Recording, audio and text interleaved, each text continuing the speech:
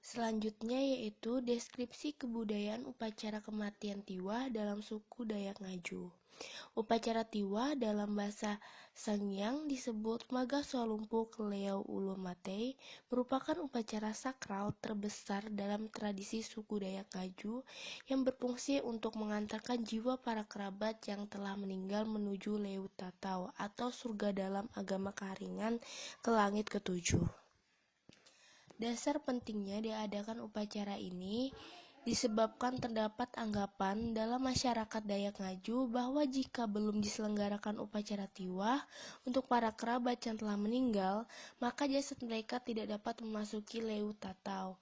Para arwah akan tetap berada di sekitar sanak keluarga yang masih hidup dan bahkan dapat mengancam ketenangan. Secara psikologis, kepercayaan dan anggapan ini akan sangat mengganggu pikiran bagi mereka yang belum melakukan upacara Tiwah. Upacara Tiwah adalah upacara kematian yang biasanya digelar atas seseorang yang telah meninggal dan dikubur sekian lama hingga yang tersisa hanya tulang-tulang dari jenazah tersebut. Tulang-tulang tersebut nantinya akan disucikan dan dipindahkan dari liang kubur menuju sebuah tempat yang bernama sandung, semacam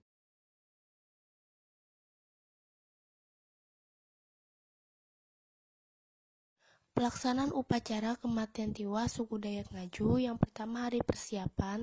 Pada hari persiapan ini, upacara Tiwah dimulai diadakannya musyawarah oleh para bakas lewu atau ketua kampung atau biasanya saudara dari jasad yang telah meninggal, yang diadakan di Huma Betang, yang hasilnya kemudian diumumkan bahwa segera akan diadakan upacara Tiwah.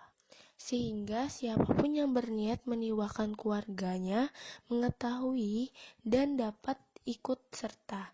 Setelah diumumkan, siapapun yang ingin bergabung terlebih dahulu harus menyatakan niatnya dengan menyebutkan jumlah selubuk liau atau roh manusia yang telah meninggal yang akan diikut sertakan dalam upacara Tiwah ini. Pada hari pertama ini, upacara diawali dengan mendirikan sebuah bangunan berbentuk rumah yang dinamakan Balai Pangun Jandau, yang artinya mendirikan balai hanya dalam satu hari.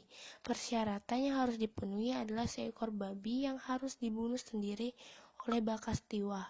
Setelah Balai Bangun Janda selesai dibangun, bakas Tiwah melakukan pasar sabu bulu, yaitu memberikan tanda untuk barang-barang yang akan digunakan dalam upacara Tiwah nantinya, dan menyediakan dewer silar atau persembahan hewan kurban yang nantinya akan digunakan untuk palas bukit atau pemolesan. Selanjutnya pada hari kedua, para keluarga peserta Tiwah yang tidak tinggal pada kampung yang sama bersama-sama menumpang rakit laluhan seraya membawa perbekalan dan sumbangan untuk upacara tersebut. Sesampainya di lokasi Tiwah, kemudian dilakukan prosesi potong pantan atau tradisi memotong batang bambu hijau yang dipasang melintang di pintu masuk dengan menggunakan sebilah pedang mandau atau senjata tradisional suku Dayak. Sebagai tanda, para tetamu kampung disambut dengan baik oleh tuan rumah. Lalu di hari kedua ini didirikan juga Sangkaraya Sandung Rahung atau salah satu jenis peti mati yang diletakkan di depan rumah bakas Tiwah.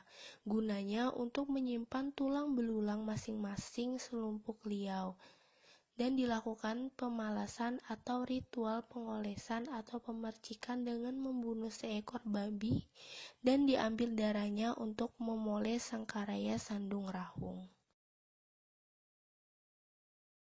Selanjutnya pada hari ketiga ini, babi, sapi, atau kerbau diikat di tiang Sangkaraya.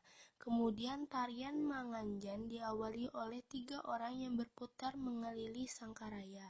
Semua bunyi-bunyian saat itu ditabuh pekik sorak kegembiraan terdengar di sana-sini. Suasana meriah riang gembira. Pada hari itu, beras merah dan beras kuning ditaburkan ke arah atas. Setelah Manganjan selesai, mulailah acara membunuh binatang korban. Darah binatang yang dibunuh dikumpulkan pada sebuah sangku dan akan digunakan untuk membasuh segala kotoran.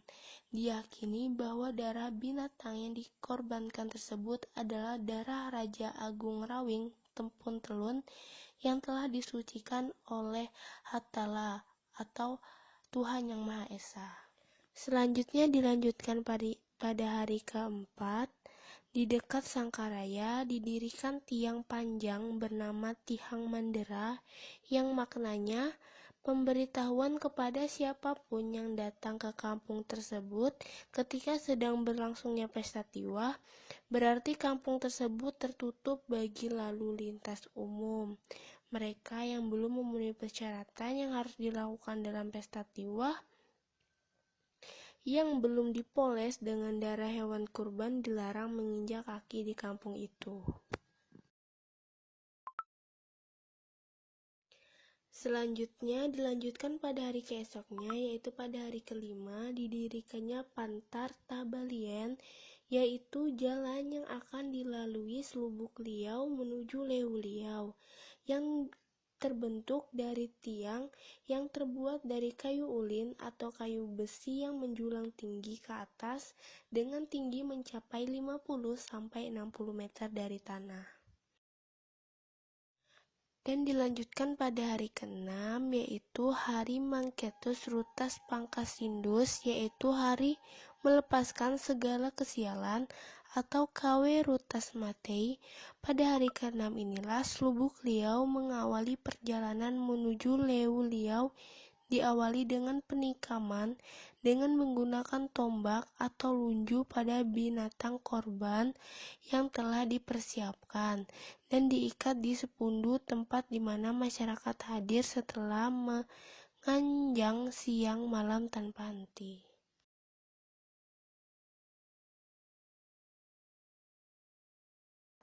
Prosesi pengambilan selubuk barang dari tempat penyimpanan sementara atau Sangkaraya. Tulang belulang yang telah dibersihkan pada hari itu pula dimasukkan dalam sandung. Kemudian dilanjutkan melakukan hanjamuk atau hapuar, pesta jamuan makan dan minum. Upacara dianggap selesai apabila seluruh prosesi upacara telah dilaksanakan lengkap. Dengan demikian, keluarga yang ditinggalkan merasa lega karena telah berhasil melaksanakan tugas dan kewajibannya kepada orang-orang yang dicintainya. Selubuk Liau diyakini telah sampai ke tempat tujuan terakhir mereka, yaitu Lewu Tatau. Selanjutnya yaitu analisis teori kebudayaan. Dalam upacara kematian Tiwa suku Dayak Ngaju ada 3 wujud kebudayaan. Yang pertama ide atau gagasan. Suku Dayak Ngaju pada khususnya memiliki kepercayaan kepada Tuhan Yang Maha Esa yang telah menciptakan, menguasai, dan memelihara alam raya beserta isinya. Menurut pendapat orang Dayak, agama keharingan telah ada sejak ribuan tahun yang lalu, sejak awal adanya dunia ini saat Ranying Hatala Langit atau nama Tuhan mereka menciptakan alam semesta. Yang kedua yaitu wujud perilaku atau aktivitas. Masyarakat Dayak Ngaju di Kalimantan Tengah merupakan contoh yang jelas tentang bagaimana upacara kematian melekat dan mempengaruhi tatanan kehidupannya. Bagi kepercayaan mereka, yaitu agama keharingan, diyakini bahwa kematian bukan sekedar akhir dari kehidupan, tetapi sebagai lembar baru dalam memulai kehidupan setelah kematian. Selanjutnya, wujud benda atau hasil budaya. Pada arsitektur dalam tradisi Tiwa ini, terdapat simbol-simbol banyak ditemukan pada berbagai fungsi bangunan untuk mengomunikasikan adanya kekuatan supranatural dalam kehidupan manusia. Contohnya yaitu sandung atau tempat penyimpanan tulang orang yang sudah meninggal. Kebermanfaatan kebudayaan upacara Tiwa suku Dayak Ngaju bagi masyarakat sehingga masih dilaksanakan. Yang pertama, upacara kematian suku Dayak Ngaju sebagai cerminan adat budaya masyarakat Dayak Ngaju di Kalimantan Tengah. Unsur kebudayaan perlu dilestarikan adalah rasa cinta dan hormat terhadap orang tua, Rasa cinta dan hormat itu tidak saja ditunjukkan kepada mereka yang masih hidup, tetapi juga mereka yang sudah meninggal. Sesuai dengan kepercayaan agama Hindu Keharingan, rasa cinta dan hormat mereka diwujudkan dengan sikap kesetiaan terhadap pelaksanaan upacara tiwa. Yang kedua yaitu upacara kematian suku Dayak Ngaju sebagai identitas keagamaan dan spiritualitas Hindu Keharingan. Bagi pemeluk Hindu Keharingan, upacara tiwah merupakan jalan keselamatan bagi para arwah. Oleh karena itu, mereka merasa berkewajiban untuk menyelenggarakan upacara tiwa demi mengantarkan arwah tersebut mencapai alam yang kekal. Jika upacara tiwa tidak dilakukan, maka penganut Keharingan percaya bahwa para arwah tidak mungkin mencapai Lewu Tatau, sehingga arwah-arwah itu tetap mengalami penderitaan karena masih bergentayangan. Yang ketiga, upacara kematian suku Dayak Ngaju sebagai gambaran rasa kebersamaan dan gotong royong masyarakat suku Dayak Ngaju. Hampir seluruh kegiatan dalam pesta upacara tiwa tampak sikap saling membantu. Sebelum upacara tiwa dimulai, banyak persiapan yang perlu dilakukan, misalnya mencari kayu bakar, membuat sandung, mendirikan balai tiwa, dan sebagainya. Seluruh kegiatan tersebut dilakukan secara bergotong royong, terutama di kalangan anggota tiwa.